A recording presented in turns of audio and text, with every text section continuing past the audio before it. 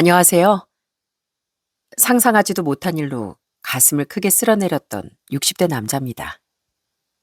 인생을 살다 보니 사람은 많은 도움을 주고 또 받기도 하며 살게 되는 것 같더라고요. 지금은 내가 저 사람을 돕는 것 같아도 나중엔 그 사람이 절 구하는 일이 일어나기도 하죠. 제게도 그런 감사한 경험이 있었답니다. 제게 도움을 받았던 사람이 저는 상상하지도 못한 진실을 알려준 덕에 위기를 벗어날 수 있었거든요. 지금 생각해도 아찔했던 그때 일에 대해 지금부터 여러분께 말씀드려 볼게요. 전 지금은 서울에 살지만 태어나고 자란 고향은 지방 촌동네였습니다. 저희 부모님은 논농사를 지으며 저와 두 누나를 키워주셨죠. 전 늦둥이라 누나들은 저보다 6살, 9살이 많았어요. 누나들은 절 아껴줬지만 나이 차이가 있었기에 함께 떠들고 뛰어놀 수 있는 존재들은 아니었습니다. 그래서 전 동네 친구들, 그리고 형 동생들과 더더욱 의지하고 친하게 지냈어요. 야, 강성규, 오늘은 내가 대장이야. 어제 네가 했잖아. 누가 가위바위보 치래? 이기는 사람이 대장이지. 그럼 네가 이기던가. 임마들아, 니들은 아직도 어깨 망토 누가 두르냐는 걸로 다투냐? 동생들 보기 창피하지도 않아? 어린 것들 같으니라고. 피, 학교 들어갔다고 젠체하긴. 형들도 우리보다 2살밖에 안 많으면서. 젠체? 이 자식이 감히 형님한테 에이 꿀밤이나 먹어라. 아야! 저희 동네와 옆 동네, 또 다른 쪽 동네까지 합하면 그래도 또래 남자애들이 제법 되었습니다. 우린 동네끼리 편을 먹고 싸움놀이를 하기도 하고 다 같이 모여 상과들을 뛰놀기도 했었죠.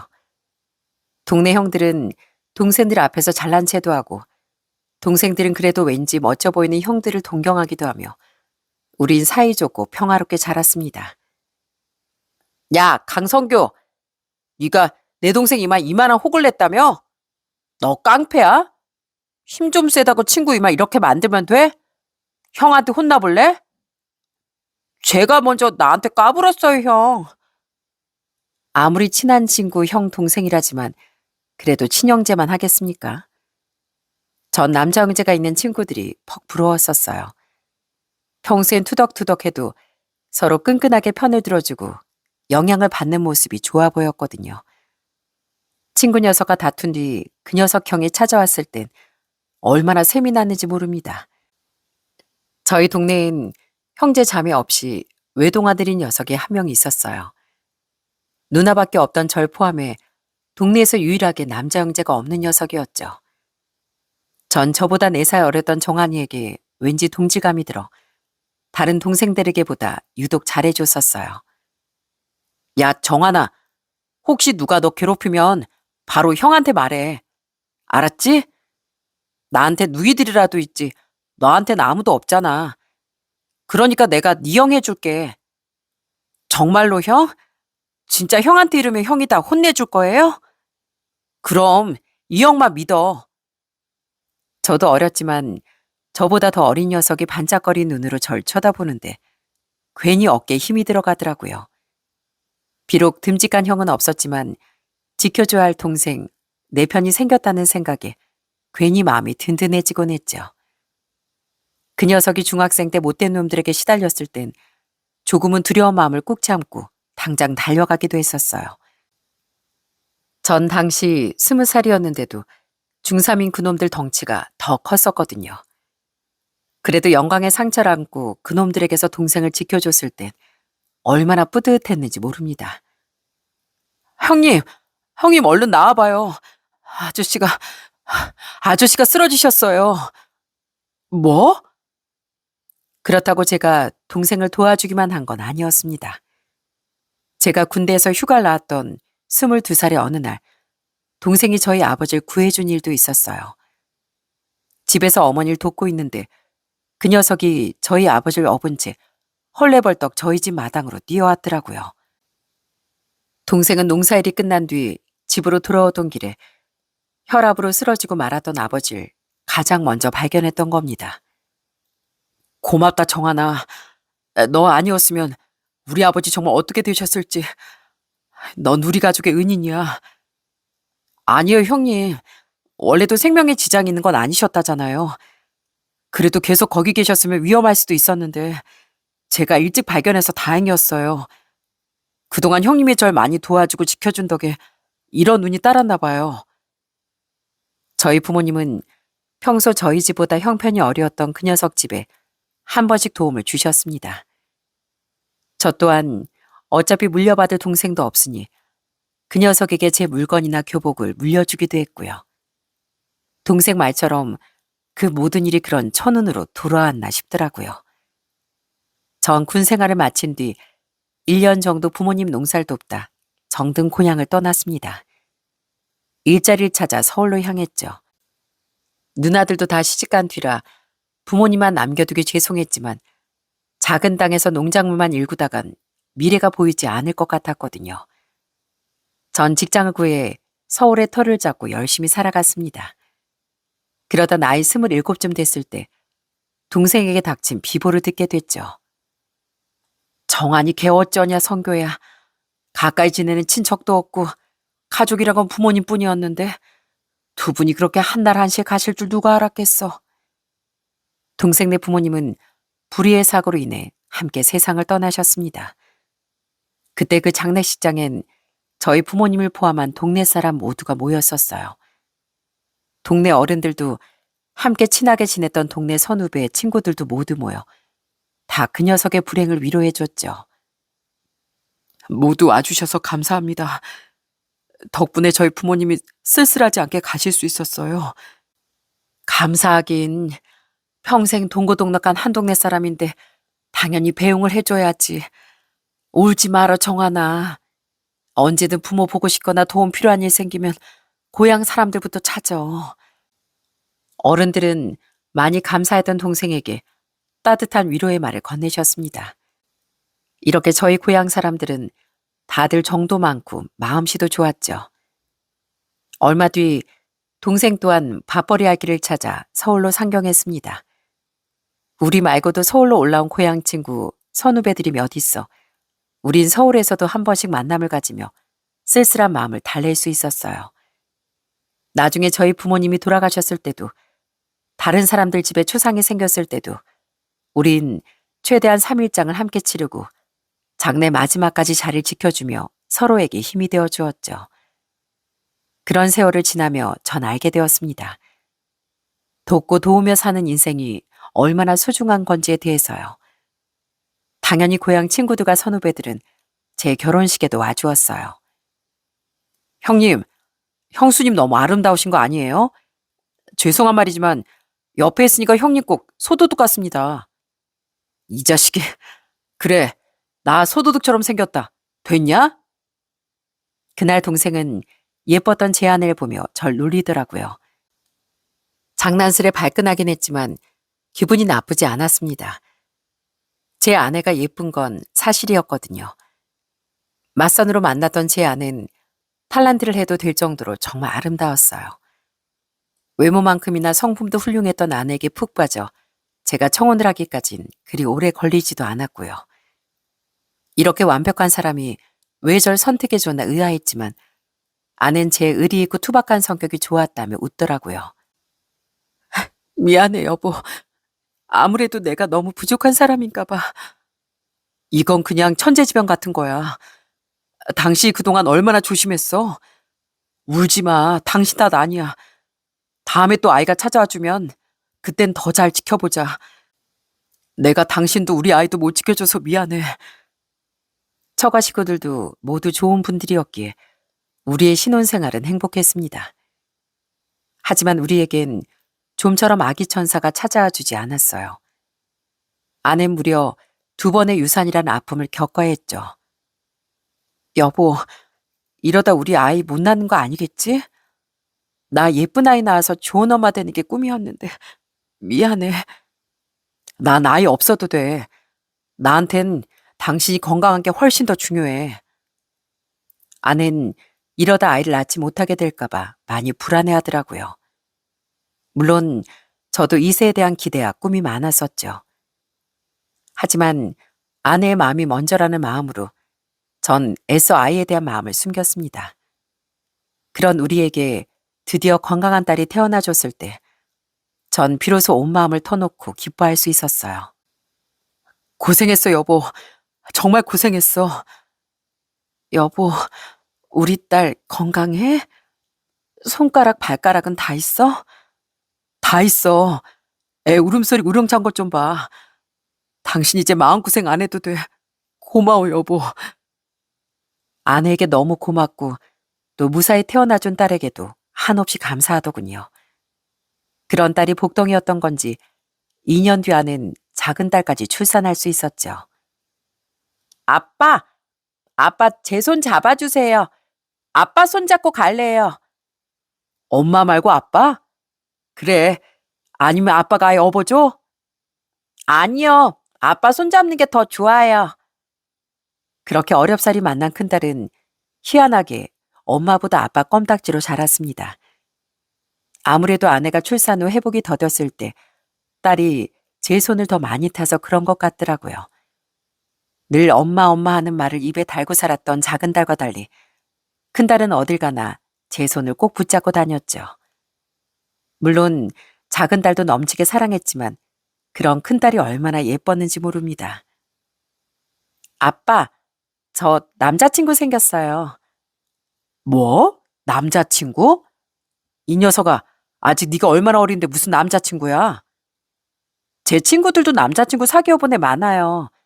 피, 제가 진짜 어린애도 아니고 저 고등학생이라고요. 아무리 그래도 뭐하는 거렁뱅이야? 어? 여보, 그거 과보야 당신. 다른 집 딸들은 사춘기라고 부모한테 저런 말도 안 해준다는데 저렇게 말해주는 것만으로도 고마워해야지. 거기다 대고 잔소리 심하게 하면 애들 입 꾹 닫는다. 아니, 그럼 안 되는데. 벌써 우리 딸한테 남자친구라니. 다행히 저희 두 딸은 제가 아닌 아내의 외모를 닮아 참 예뻤습니다. 작은 딸은 많이 활발한 편이었고 큰 딸은 얌전하고 조용한 모범생 타입으로 서로 성격은 달랐지만 두 녀석 모두 인기가 많은 편이었죠. 그래서 아빠 된 마음에 괜히 노심초사하게 됐었는데요. 큰딸이 고등학교 2학년 때 남자친구가 생겼다는 말을 듣고 얼마나 서운하고 걱정스러웠는지 모릅니다. 아내는 저런 팔불출이 따로 없다며 웃었지만 딸 가진 아빠라면 다들 아실 겁니다. 그 어떤 남자를 데려다 놔도 아빠의 눈엔 다 늑대로만 보인다는 것을요. 이건 비밀이지만 고등학교 3학년 때 공부를 해야 한다는 이유로 딸이 그 남자친구와 헤어졌을 때 속으로 쾌재를 불렀답니다. 그래도 전 그때를 계기로 딸들을 언젠간 품에서 놓아줘야 한다는 각오를 하게 됐죠. 야, 성교야. 넌 밥 안 먹어도 배부르겠다. 큰딸은 명문대나 대기업 들어갔지. 작은 딸도 좋은 대학 졸업하고 버젓이 7급 공무원 시험에까지 떡 붙었지. 둘 다 갈수록 예뻐지지. 넌 전생에 나라라도 구한 거냐? 그런가 보지. 왜, 부럽냐? 부러우면 너도 아들 말고 딸 낳지 그랬어. 딸들은 친구 녀석들이 다 부러워할 정도로 잘 자라주었어요. 다들 부러워하는 대기업 직원에 7급 공무원도 되고 큰딸은 지방 미인대에 나가 수상도 했었죠.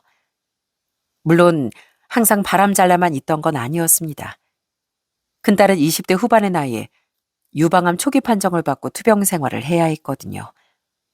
딸은 부분 절제 수술을 받은 뒤 한동안 방사선 치료를 받아야 했죠. 이 꽃다운 나이 이게 무슨 고생이니? 에이, 울지 마세요, 아빠. 그래도 이렇게 초기에 발견한 게 얼마나 큰 천운이에요. 뭔가 만져져서 바로 검사받은 게 신의 한 수였어요. 전 정말 평생 쓸 운을 이번에 다 썼다고 생각한다니까요. 속상해서 많이 눈물을 보이던 저와 아내와 달리 딸은 오히려 의젓한 모습을 보이더군요.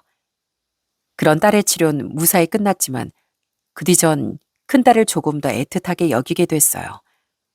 물론 저희 작은 딸 또한 제 목숨과 바꿔도 아깝지 않을 만큼 소중했지만요. 언니 미안해. 내가 괜히 언니를 앞지르는 것 같아서. 야, 별말을 다 한다. 좋은 사람 있으면 빨리 결혼할 수도 있는 거지. 요즘 세상에 장녀, 차녀가 뭐가 중요해. 축하해, 현경아.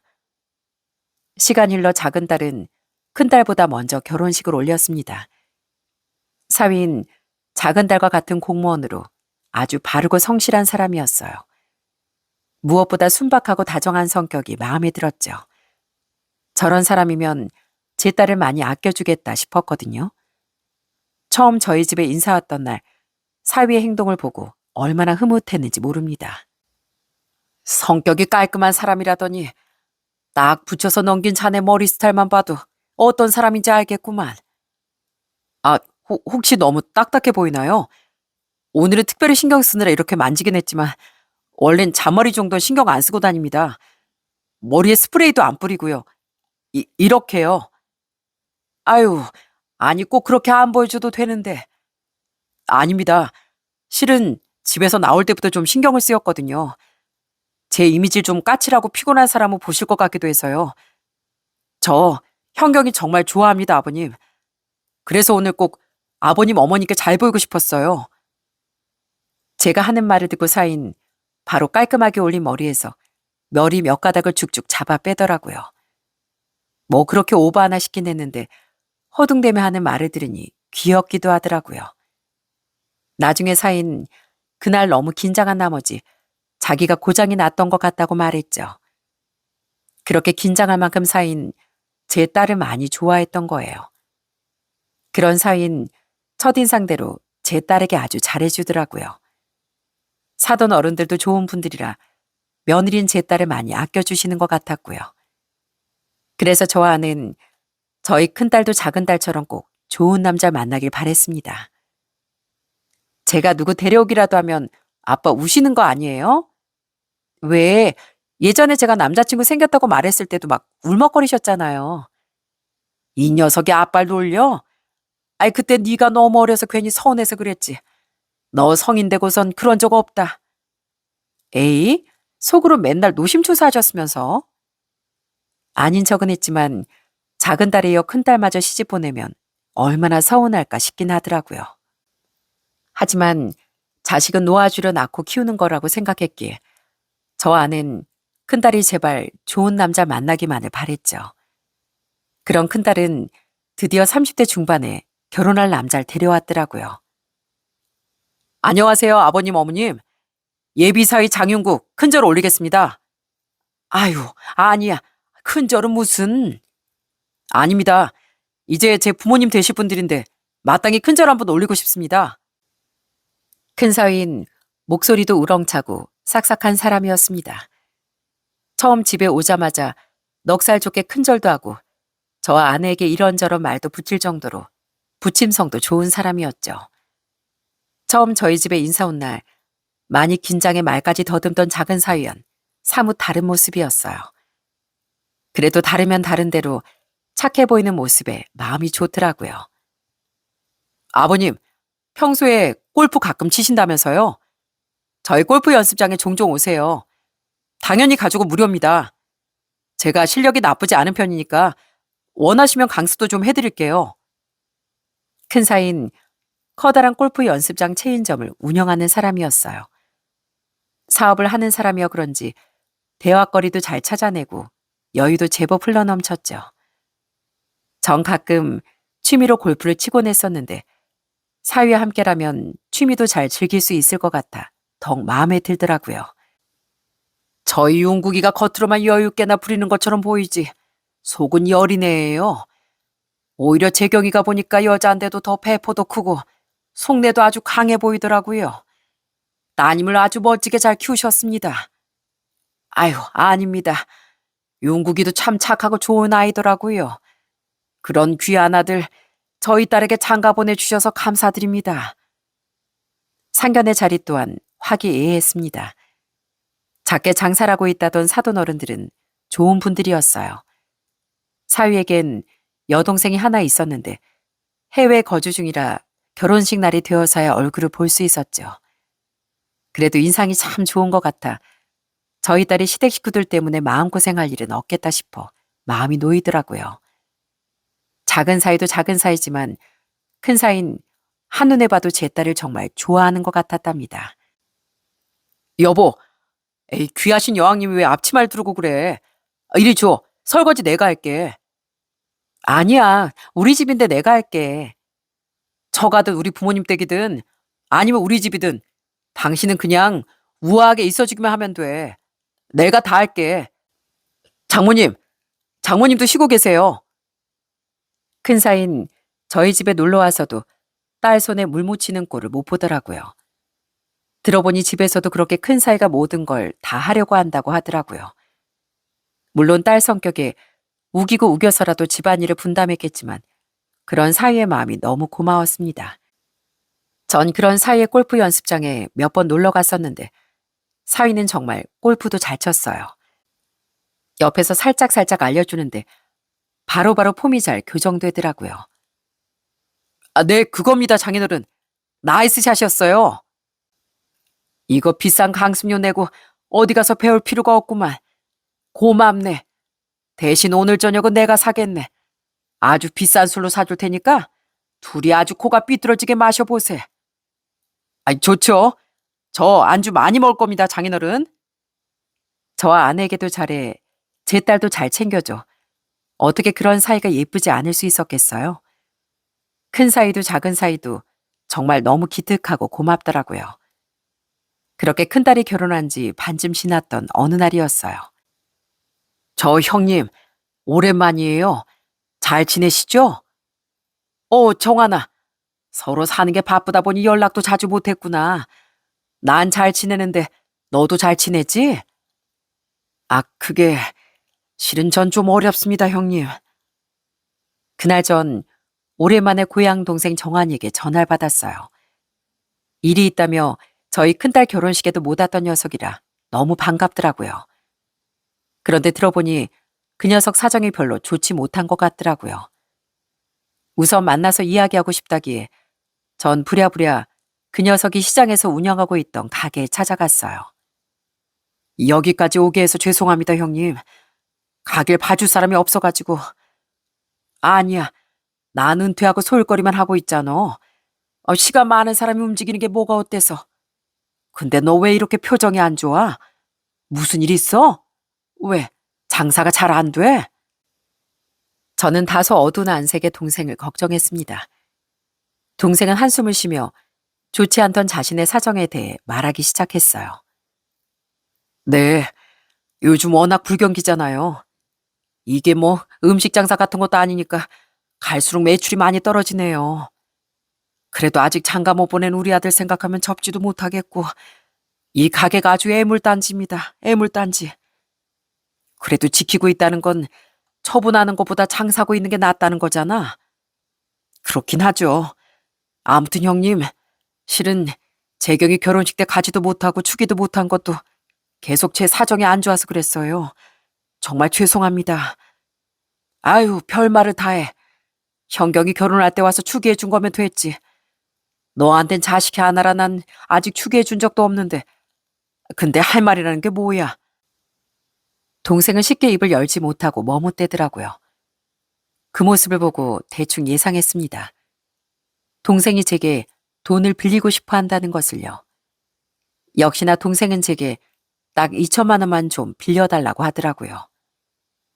오랜만에 뵙고 돈 얘기 꺼내서 죄송합니다. 근데 정말 사정이 안 좋아서요, 형님. 제가 딱 1년, 아니 10달만 쓰고 돌려드리겠습니다. 차용증도 쓰고요. 그때쯤엔 그래도 어디서 돈 좀 들어올 때가 있어서요. 부탁드리겠습니다. 뭘 그렇게 어깨가 굽어 있어? 물론 그게 나한테도 적은 돈은 아니지만 그래도 난 자식들 다 결혼시켰잖아. 너보단 그래도 내가 여유롭겠지. 그래, 언제까지 보내주면 돼? 오늘 바로? 감사합니다, 형님. 정말 감사합니다. 감사하긴. 난 아직도 네가 전에 우리 아버지 구해준 일 잊지 않고 있어. 뭐 지금은 돌아가셨지만 아버지도 그때 일을 두고두고 잊지 않으셨지. 그리고 우리가 몇 년 사이인데 그 정도도 못 도와주겠어? 전 그런 동생에게 흔쾌히 돈을 빌려주기로 했습니다. 물론 잠시 밖으로 나가 아내에게 전화를 걸어 허락을 구한 뒤에요. 그만큼 고향 친구에 대한, 특히 그 녀석에 대한 마음이 각별했으니까요. 물론 저도 크게 여유로운 형편은 아니었기에 돈을 돌려받긴 해야 했지만 차용증을 썼어도 이자까진 받을 마음도 없었죠. 왜? 정한 씨 또 전화 안 받아? 설마 그 돈 안 갚으려고 하는 건 아니겠지? 정한 씨 그렇게 안 받는데. 그런 놈 아니야. 우리가 어떤 사이인데. 근데 이 자식 형편이 안 되면 미안하다. 기다려달라 사정이라도 말을 해야지. 이렇게 전화를 안 받는 거 무슨 경우야? 그런데 그 뒤 그 동생은 통 연락이 되질 않더라고요. 처음엔 돈을 빌려준 뒤 아무 연락이 없길래 바쁜가 보다 하고 말았습니다. 굳이 계속 안부를 묻고 지낼 필요는 없었으니까요. 그런데 약속한 10달이 지나고 계속 시간이 흐르는데도 그 녀석은 연락 한 통이 없더라고요. 제가 먼저 전화할 거라도 받지도 않았고요. 아는 불안해했지만 전 동생을 믿었습니다. 그냥 사정이 좋지 않겠거니 생각했죠. 그 녀석 성격에 너무 미안해할까봐 가게까지 찾아가지도 않았고요. 그런데 연락 두절인 기간이 돈을 빌려준 지 1년이 넘고 또 몇 개월이 지나자 슬슬 괘씸하더라고요. 아무래도 정환이 가게로 직접 찾아가 봐야겠어. 사정이 있든 없든 약속한 기간이 지났으면 연락을 해야지. 이게 대체 무슨 경우야? 설마 무슨 일 있는 건 아니겠지? 한편 그럴 녀석이 아니라고 생각해 걱정이 되기도 했습니다. 그래서 전 결국 직접 동생의 가게에 찾아가 보기로 마음먹었어요. 전 다음날 점심 동생의 가게에 가기 위해 나갈 준비를 하고 있었죠. 그런데 대뜸 누군가 저희 집에 찾아왔더라고요. 어? 우리 저녁에 보기로 했는데 왜 벌써 여기까지 왔나? 오늘 날씨도 좋고 해서 직원한테 가게 맡기고 좀 일찍 왔어요. 장인어른 모시고 드라이브라도 하고 저녁엔 대리 부를까 싶어서요. 근데 어디 나가시게요, 장인어른? 그 사람은 바로 큰 사위였습니다. 실은 그날 저녁 사위와 삼겹살에 소주를 마시기로 한 날이었거든요. 그래서 낮에 동생의 가게에 들리려고 한 건데 사위가 약속 시간보다 서너 시간이나 빨리 왔던 거예요. 저는 사위의 물음에 동생의 체면을 생각해 돈 이야기를 꺼내진 않고 대답했습니다. 잠깐 고향 후배 녀석 가게에 들리려고. 그럼 같이 가시죠. 거기 갔다가 일찌감치 한잔하라고 하면 딱 좋을 것 같은데요. 그렇게 얼떨결에 전 사위와 함께 동생의 가게가 있는 시장으로 향했습니다. 그런데 시장에 가까워질수록 사위의 표정이 어딘가 불안해 보이더군요. 그 동생분 가게에 있는 동네가 여기였어요? 시장으로 들어가는 건가요? 맞네. 왜? 아는 사람이 있는 데인가? 아니요. 전 여기 처음 와봐요. 처음 와봤다고 굳이 신기할 동네도 아닌데 왜 저러나 싶더라고요. 하지만 그런 사위에게 제가 신경을 쓰기엔 이미 제 마음이 복잡한 상태였죠. 동생에 대한 괘씸함과 걱정이 뒤섞여 있었으니까요. 설마 갔는데 가게 문이 닫혀 있으면 어쩌지, 진짜 무슨 일이 생긴 거면 어쩌지 하는 불안함도 가득했고요. 그렇게 사위와 차에서 내린 뒤 우린 시장으로 들어서 걸어가기 시작했어요. 그런데 얼마 못 가 사위가 이러더라고요. 저 장인어른, 전 그냥 차에 가 있을게요. 갑자기 두통이 좀 있네요. 아이고, 그래? 사위는 갑자기 관자놀이 부분을 짚으며 차에 간다고 말했습니다.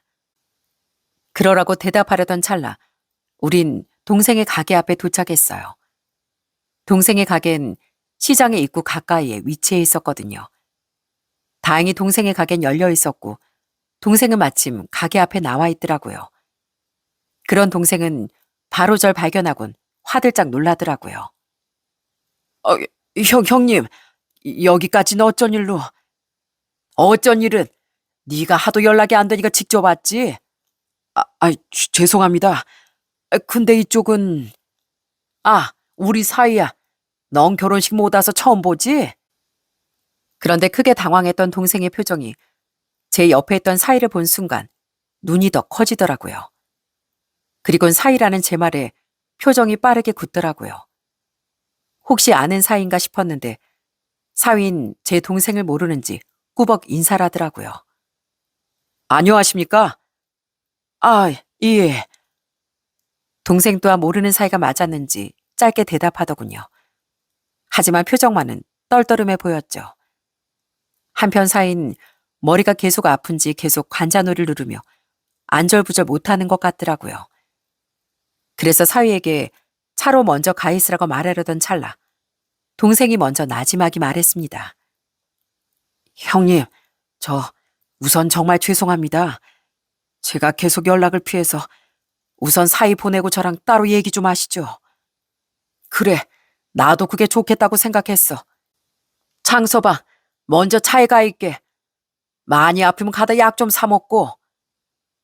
전 동생이 사위 앞에서 돈 이야기를 나누기 민망해 둘만 남고 싶어 하는 줄 알았습니다. 어차피 사위가 걱정되기도 했고 원래도 사위에게 잠깐 기다리라고 말한 뒤 혼자 동생과 떨어져 얘기할 생각이었기에 얼른 사위를 차로 먼저 보냈죠. 사위는 고개를 꾸벅하며 시선을 아래로 떨군 채 재빠르게 사라지더라고요. 그런 사위가 사라진 뒤에야 동생은 제게 꾸벅 사과의 말을 꺼냈습니다.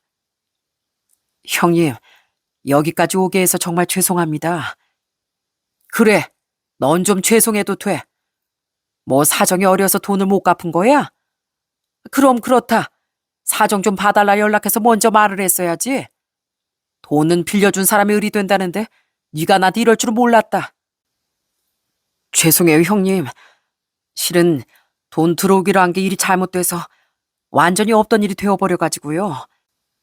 근데 계속 가게 사정은 안 좋고 형님께 돈을 당장 못 갚겠다고 말하기도 죄송하고 너무 염치가 없어서 비겁하게 굴었어요. 정말 죄송합니다. 근데 정말 돈을 떼어먹을 생각은 없었어요. 어떻게든 형님 돈부터 갚으려고 이곳저곳 알아보고 있었어요. 돈 마련되면 연락드리려고 했는데 그게 너무 늦어버렸네요. 내가 뭐 당장 그 2천 안 갚으면 너 고소라도 한다디? 지금 말한 것처럼 네가 먼저 연락해서 말했으면 난 당연히 이해해줬지. 우리가 몇 년직인데 너 또 그러면 진짜 혼난다. 동생은 제게 미안해하며 고개를 들지 못하더라고요. 그런 동생을 꾸짖고 나니 내심도 마음이 안 좋더라고요. 그 착한 녀석이 얼마나 사정이 안 좋았으면 전화까지 피했을까 싶어서요. 그렇게 잠시 어색한 침묵이 감도는데 동생이 대뜸 이런 말을 꺼냈습니다. 저 형님, 제가 중요하게 드릴 말이 있는데요. 그동안 못 드린 이자 이걸로라도 갚는 셈 치면 안 될까요? 물론 이거 하나로 이자를 다 퉁치니 한다는 말은 절대 아닙니다. 이자 같은 건 처음부터 받을 생각도 없었어. 뭐 원금이나 받으려고 했지. 근데 무슨 말이 하고 싶다는 거야? 그런 심각한 표정으로. 실은 제가 형님 사위를 알고 있습니다. 처음엔 본지 오래돼서 긴가민가 했는데 그놈이 맞더라고요. 뭐? 우리 큰살 네가 안다고? 장서방은 자네 모르는 눈치던데. 동생은 제 큰사위를 안다고 말하더라고요. 아까부터 보인 이상한 표정이 그래서 나온 거더라고요. 그리고 동생의 입에서 나온 엄청난 진실에 저는 입을 틀어막고 말았습니다. 역시 장씨 맞죠, 그 자식? 이름이 장윤국 맞아요? 맞아. 뭐야, 진짜 아는 사이야? 아니, 어떡해. 말도 마세요. 진짜 왼수 외나무 다리에서 만난다더니 형님, 그 똑똑했던 재경이가 어쩌다 저런 쓰레기를 남편 삼았답니까? 뭐? 쓰레기? 너 지금 무슨 말을 하는 거야? 우리 사이 버젓이 자기 골프 연습장 사업하면서 성실하게 살고 있는 좋은 사람이야. 좋은 사람이요? 지나가도 똥개도 비웃겠습니다. 그 자식 이 시장 바닥에서 6년 전까지 엄청 유명한 인간이었어요. 왜 돈 빌려드립니다 하는 일수 명함 돌리는 업체 있죠? 불복 고리대검 업체. 그러니까 사채꾼들이요. 그 자식 그런 고리대부 업체에서 일하던 직원이었어요. 사람들한테 악독하게 돈 수금하고 다니던 악질이었다고요. 뭐라고? 말도 안 돼. 동생은 격분한 표정으로 제 사위가 대단한 악질이었다고 말했습니다. 동생이 사위를 잘못 봤다고 치부하기엔 제 사위의 이름까지 정확히 알고 있었죠. 동생은 어떻게 그 얼굴을 잊겠냐며 흥분된 상태로 말을 이어갔어요. 형님, 그놈이 지금은 자기 과거 싹 세탁하고 살고 있는 모양인데 그놈 아주 몹쓸 놈이에요. 그 업체가 막 300만 원 빌려주고 바로 다음 달에 500으로 갚으라고 하는 데거든요. 그놈이 그 악덕 사장 밑에 딱 붙어선 시장 상인들 멱살 잡고 돈 뺏어가던 놈이었어요. 아무래도 갈수록 경기가 어렵다 보니 거기서 급한 돈을 빌린 상인들이 몇 있었거든요. 실은 저도 그중 하나였고요. 너도 사채를 썼었다고? 예, 정말 그때만 생각하면 그 자식 자기보다 나이가 많든 적든 신경 안 쓰고 반말에 손찌검에 아주 막 나가는 놈이었어요. 돈 못 갚으면 가게 물건 다 때려 부수고 손님도 못 오게 깽판치고 가족들까지 괴롭혔다니까요. 저희 집사람이랑 아내도 그놈 때문에 보통 고액을 치른 게 아니었어요. 심지어 그 자식 때문에 혈압으로 쓰러져서 병원 신세 진 사람도 있고 극단적인 시도를 한 사람도 있었어요. 다행히 목숨은 건졌지만 평생 불편한 몸으로 살게 됐다고 하더라고요.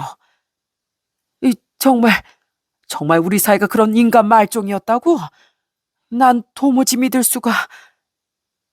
동생은 그렇게 서민들 피를 빨아먹던 사이가 6년 전 사라졌었다고 말하더군요. 아마도 사이도 자신을 알아봤을 텐데 필사적으로 모른 척한 것 같다고 말했죠. 그 자식 서민들 피 빨아먹고 사라지더니만 그 돈으로 사업체를 차렸나 보네요. 형님, 재경이 절대 그놈이랑 계속 살게 두면 안 됩니다. 아무리 얌전한 척 살고 있다고 한들 본바탕이 어떻게 바뀌어요? 제 말 못 믿겠으면 아예 직접 같이 그놈한테 가시죠. 절대 발뺌 못할 테니까요. 너무 충격적인 진실에 정신을 차릴 수가 없더라고요. 동생은 그런 제게 아예 함께 사위에게 가보자고 말하더라고요. 자신이 발뺌하지 못하게 직접 확인시켜 주겠다면서요. 그렇게 동생과 차로 향하며 전 무슨 착오가 있었길 간절히 바랬습니다. 하지만 차에서 내려 동생을 불안하게 바라보던 사위의 표정을 보니 동생의 말이 정말 진실임을 직감할 수 있겠더라고요. 동생은 삐딱하게 서서 사위에게 말했어요. 너 오랜만이다. 요즘 안 보이더니만 아주 신분 세탁하고 잘만 살았네. 아저씨 누구세요? 사람 잘못 보셨어요. 너 이름 장윤국이 맞잖아. 내가 네 악마 같은 얼굴을 어떻게 잊겠어. 너 나 알아본 거 맞지? 그래서 머리 아프다고 핑계대고 도망친 거지? 너 여기 시장 오자마자 엄청 불안해했었다며? 6년 전에 여기 있던 사람들 다 널 알아볼 테니까. 와, 세상 좁다. 어떻게 널 내 고향 형님 사이로 만나냐? 그렇게 사람을 못 살게 굴고 다니더니만 대기업 다닌 예쁜 여자 만나 팔자 고치고 사니까 좋아?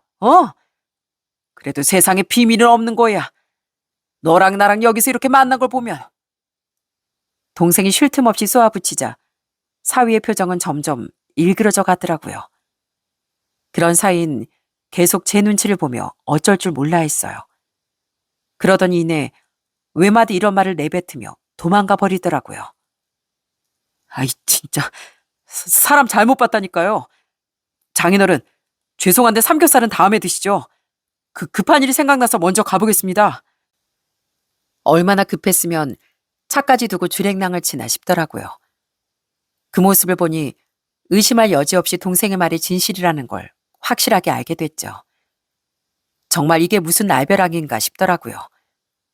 너무 정신이 없었지만 그래도 우선 동생에게 고맙다는 인사를 건넸습니다. 너 보러 왔다가 이게 지금 무슨 날벼락인지 우선 네 말이 진짜인 건 확실히 알았다. 알려줘서 고맙다. 형님, 제 말 명심하세요. 저런 녀석은 바로 집에서 쫓아내셔야 합니다. 안 그러면 착한 재경 인생 망친다고요. 돈은 제가 정말 죄송합니다. 그건 제가 무슨 수를 써서든 빨리 갚을게요. 동생은 제게 사과하면서도 끝까지 당부의 말을 잊지 않더라고요. 전 우선 택시를 타고 집에 도착했습니다. 장인어른. 당신 왔어? 그래, 정환신 잘 만났고? 아니, 근데 장서방이랑 무슨 일 있었어? 조금 전에 와선 내가 무슨 일이냐고 물어도 대답도 안 하고 계속 저기 무릎 꿇고 앉아있잖아. 그런데 저처럼 택시를 타고 온 건지 사위가 저희 집에 먼저 도착해 있더라고요. 아는 어리둥절한 표정으로 거실에 무릎 꿇고 있던 사위를 가리키며 말했죠. 사위는 절 보자마자 머리를 넙죽 숙이며 애원하기 시작했어요. 장인어른, 아깐 급하게 가서 죄송했습니다. 저기, 아까 그 후배분이 뭔가 오해하신 것 같아서요. 무슨 오해? 자네가 6년 전까지 시장 상인들 위협하고 못살게 굴면서 사채꾼으로 살았다는 거? 자네 때문에 극단적 선택한 사람도 있었다는 거. 대체 뭐가 오해인가? 어? 그게 그 사람들 입장에선 그렇게 보일 수도 있겠지만 전 그냥 제 일을 다 했을 뿐이에요. 월급 받는 입장에서 사장이 시키는 대로 해야죠. 안 그렇습니까? 장인어른, 제가 솔직히 과거엔 좀 험하게 살긴 했는데요. 그때 열심히 모은 돈으로 지금은 깨끗하게 살고 있습니다. 제가 재경이 얼마나 좋아하는지도 아시잖아요. 한 번만 눈 감아주고 재경이한테도 입 다물어 주시면 제가 앞으로 평생 충성하겠습니다. 빠져나갈 길이 없자 사위는 자신의 과거를 정당화하려고 애쓰더라고요. 사위는 제 딸이 알면 분명 자신을 버릴 거라며 손이 발이 되도록 빌었습니다. 하지만 전 그런 사이를 도저히 용납해 줄 수 없어 호통을 쳤어요. 월급 받는 입장? 돈 벌기 위해서라면 뭐든 해도 된다고 생각하나? 자네가 하던 일은 엄연한 불법이고 자네 때문에 피눈물 흘린 사람이 한둘이 아니라며 다른 사람 인생을 그렇게 짓밟고 자네만 잘 살겠다니 그게 말이 되는 소린가? 장인어른, 시끄러워. 난 자네가 정말 정직하고 좋은 사람인 줄 알았네. 그런데 그런 무례한이었다니 정말 소름이 돋아. 난 자네 같은 사람 도저히 우리 딸 옆에 못 두니까 당장 내 딸과 헤어지게, 당장! 저는 자신을 좀 이해해달라며 애원하던 사이 집에서 쫓아내버렸습니다. 아내 또한 옆에서 모든 이야기를 듣곤 아주 경악을 금치 못했죠. 전 곧장 큰딸에게 전화를 걸었어요. 그리고 모든 진실을 폭로하며 말했습니다. 너 당장 짐 싸서 우리 집으로 들어오거라.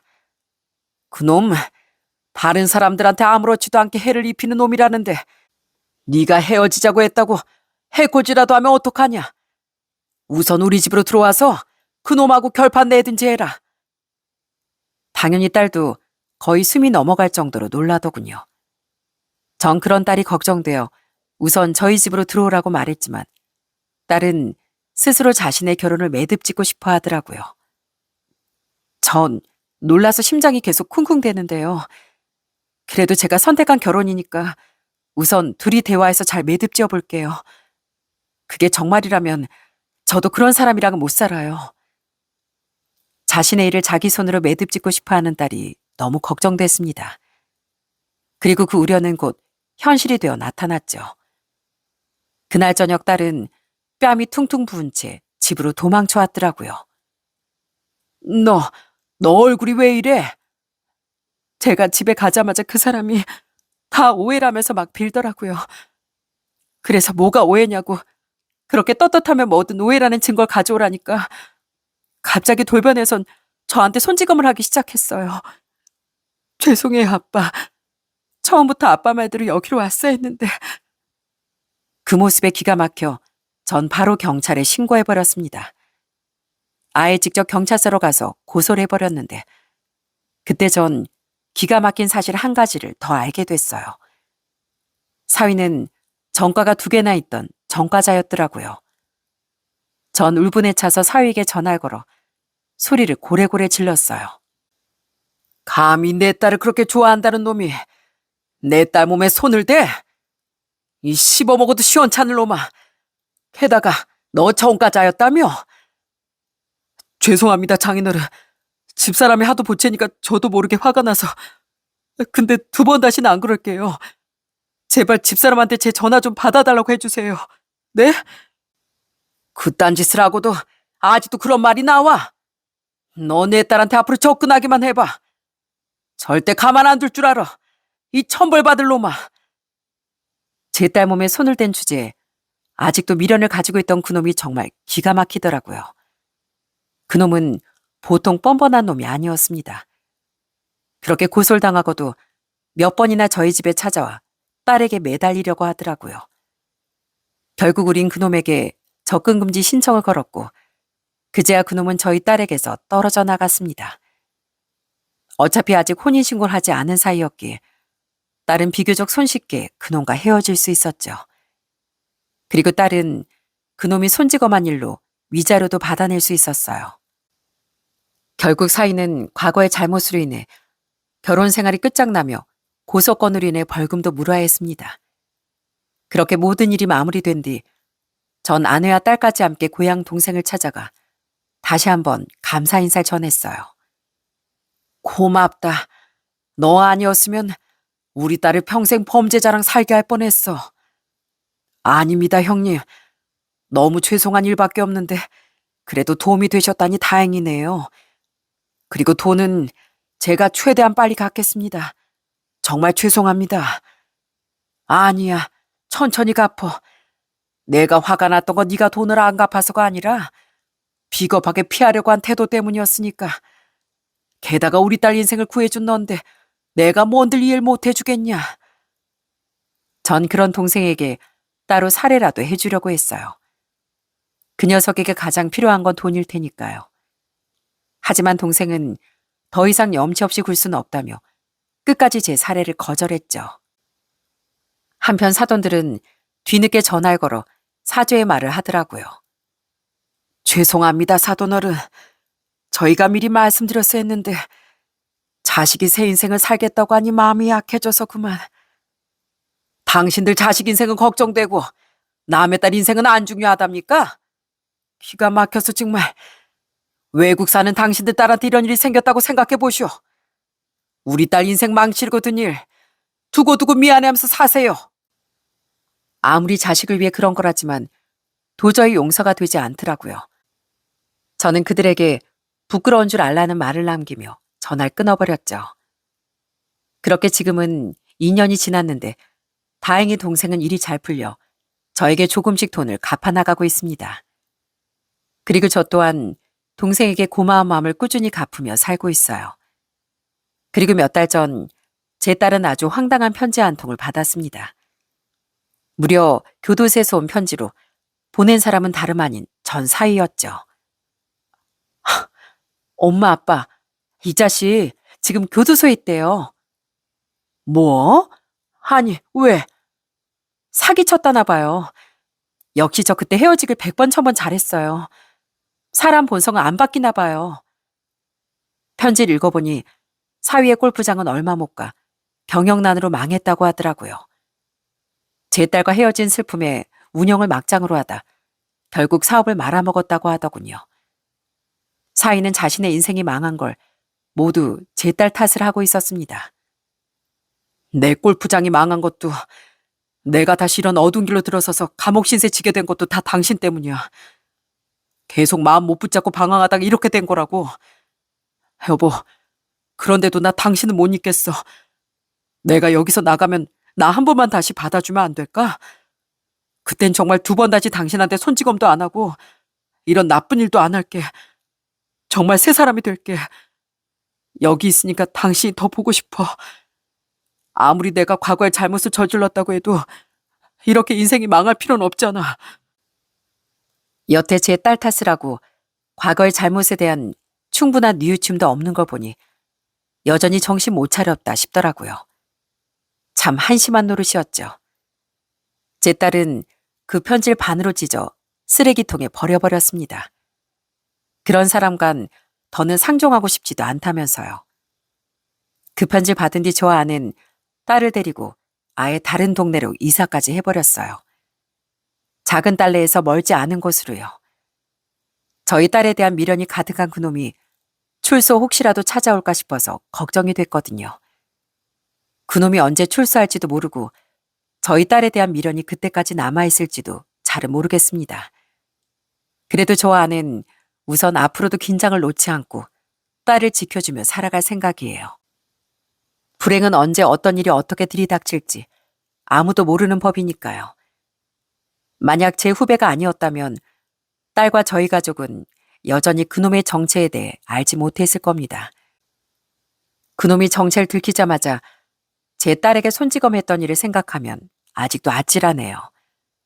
아무것도 모르고 살다가 그놈이 언제 어떻게 제 딸에게 본색을 드러냈을지 모르는 일이니까요. 전사일 보면 사람은 죄를 짓곤 살지 못한다는 말이 정말이구나 싶습니다. 아무리 개가 천선하거나 과거를 세탁한 뒤 새 인생을 산다 한들 과거의 죄는 끝까지 사람을 따라붙기 마련이더라고요.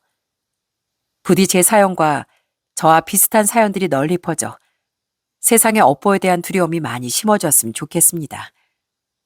그럼 최소한 지금보단 약간은 더 살기 좋은 세상이 되지 않을까 싶네요. 마지막으로 여러분께 위험은 생각보다 가까이에서 혓바닥을 도사리고 있다는 말을 드리고 싶습니다. 그런 무서운 일이 내겐 일어나지 않겠지 하는 생각은 잠시 내려두시고 항상 신중 또 신중하시길 바랍니다. 그래서 부디 여러분께는 제 사연과 같은 일이 일어나지 않으시길 바랍니다. 전 여기서 이만 끝인사를 드려야 할 것 같네요. 제 사연 끝까지 들어주셔서 진심으로 감사드립니다.